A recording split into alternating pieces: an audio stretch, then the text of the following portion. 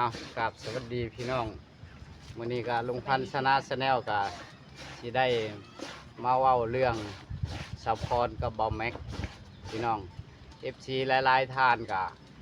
เม่นมาถามแม่ป้าพ่อลุงว่าสะพรกับเบาแม็กคิดกันในรีบออย่างกันสะพรกับเบาแม็กนี่ก็ได้สร้างคอนเทนต์ตัวนี้ขึ้นมาเนาะสร้างคอนเทนต์แบบสมจริงสมจังพี่น้องให้คอนเทนต์นี่ให้มันเด่นขึ้นอันนี้ก็คือแม่ป้าก็อยู่นั่งอยู่ใกล้ๆนี่เนาะก็ได้ไปอีหลีได้ไปส่งสะพรอาจารย์อีหลีก็เลยว่าแม่ป้าก็เลยเว้ากันหลายอย่างอยู่แม่ป้าเว้าอันนี้ก็ก่อนเขาที่สร้างขึ้นมาได้กับโบเมนของง่ายได้พี่น้องเอ้ยโบเมนของง่ายๆเด้อก่อนที่สร้างหนังสร้างละครนี่ก็โมเมนของง่ายพี่น้อง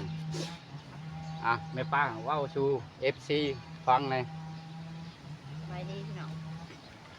คอนเทนต์พี่น้องคอนเทนต์เฉพาะตัวแม็กเด้อพี่น้อง มื้อนี้ก็สิมา แม่ สัก ป้ากระจนให้นะพี่น้องคิดว่าจริงจังบัตรทายว่าคอนเทนต์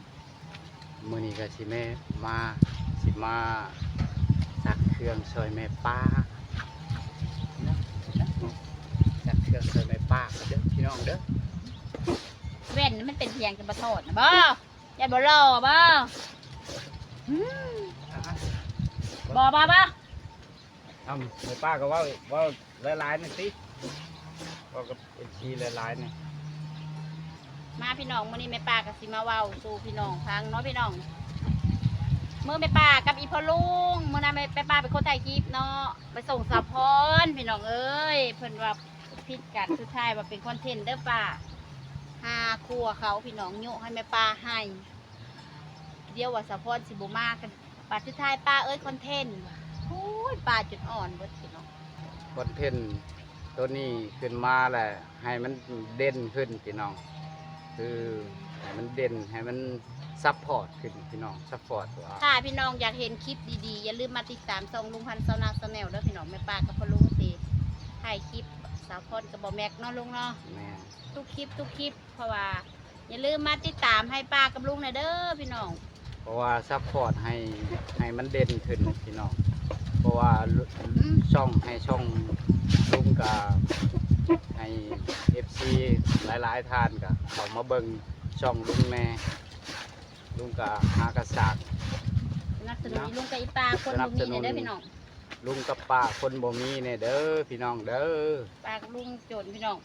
ป้าคิดว่าน้องนุ่งพิษกันอลีแล้วก็ชีวิตย่าสีนะกันคือสาวพรว่าพี่น้องแม่ป้าตกใจพี่น้องคิดหอดหลานแฮงจนให้ค่อยกะ กำลัง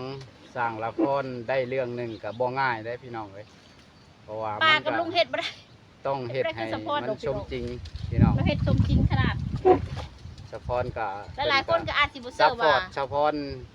ให้ซัพพอร์ตสะพอน สปอร์ตมาแม็กเลยนะพี่น้อง ดีขึ้นพี่น้องเพราะว่า